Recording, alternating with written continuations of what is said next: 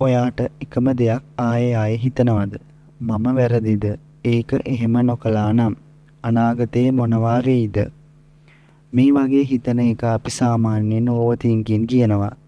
Psychology research වල මේකට ළඟින් යන කන්සෙප්ට් එකක් තමයි රියුමනේෂන් කියන්නේ.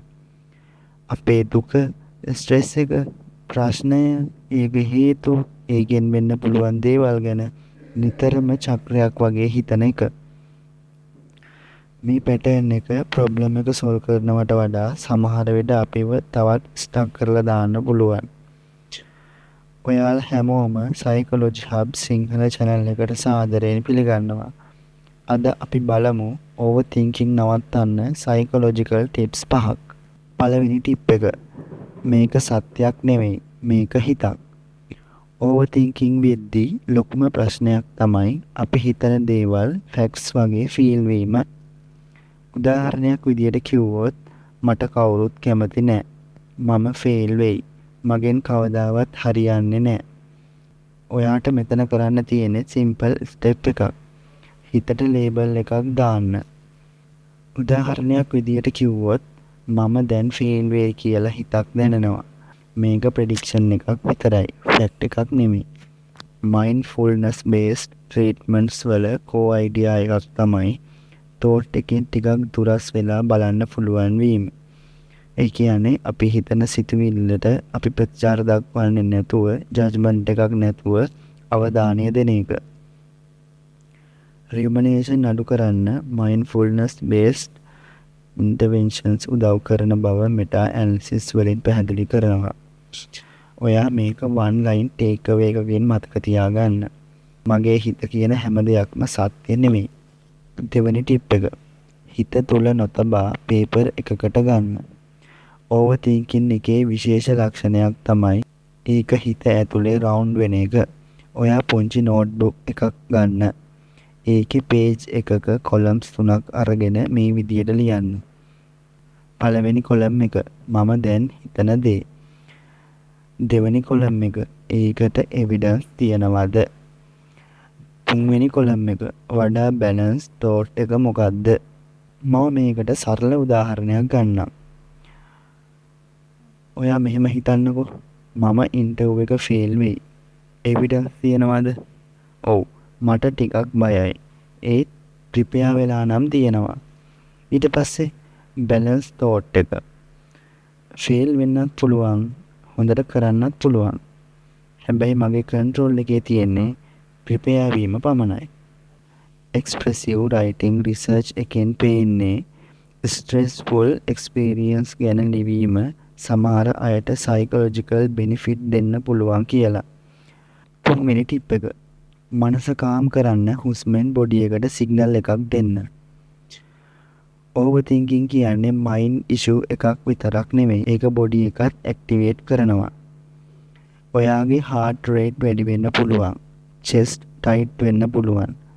restlessness එන්නත් පුළුවන්. ඒ නිසා third tip එක විදියට ඔයා විනාඩි 5ක් exhale focused breathing කරන්න.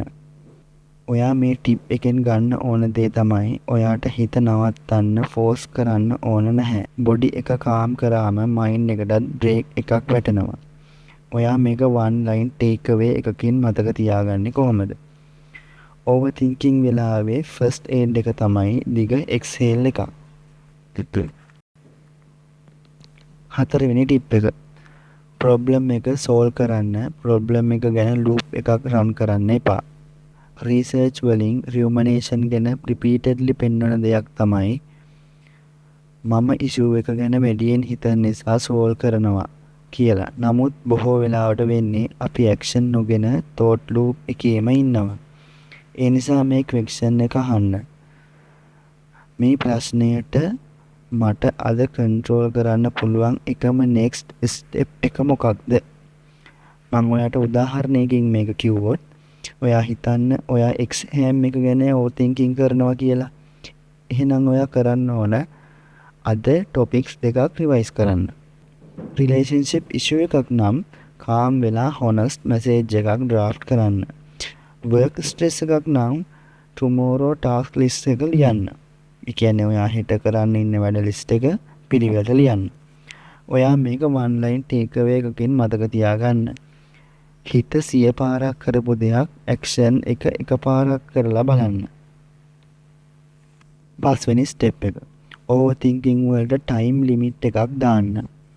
ඔයාට මම මේ ගැන හිතන්න එපා කියලා කිව්වම බොහෝ විට තව හිතනවා. ඒ නිසා better method එක තමයි scheduled thinking time එකක් දාන්න. උදාහරණයකින් මම ඔයාට මේක කිව්වොත් හවස 7:15 time එක ගන්නකෝ. ඒ මිනිත්තු 15 ඇතුළෙම ඔයා worry වෙන overthinking කරන notes ලියන්න. ඒකට outside time එකක ඒ හිත ආවොත් ඔයා හිතන්න මේක මම 7ට බලනවා කියලා postpone කරන්න. ඉතින් අපි අද බලපු overthinking නවත්තන psychological tips 5. summary එකක් විදියට කිව්වොත් පළවෙනි tip එක thought එකට label එකක් දාන්න. දෙවෙනි step එක හිතේ දේ paper එකකට දාන්න. තුන්වෙනි tip එක දිග exhale breathing කරන්න. හතරවෙනි step එක one next action step එක තෝරන්න. පස්වෙනි tip එක තමයි thinking time එක schedule කරන එක. වැදගත්ම දේ overthinking කියන්නේ ඔයා දුර්වලයි කියන ලකුණක් නෙවෙයි. ඒක බොහෝ වෙලාවට stressed mind එක try කරන survival pattern එකක්. ඔයා overthinker කෙනෙක් නම් ඔයාට ඒකෙන් මිදෙන්න මේ වීඩියෝ එක ගොඩක් උදව් වේවි කියලා මම හිතනවා.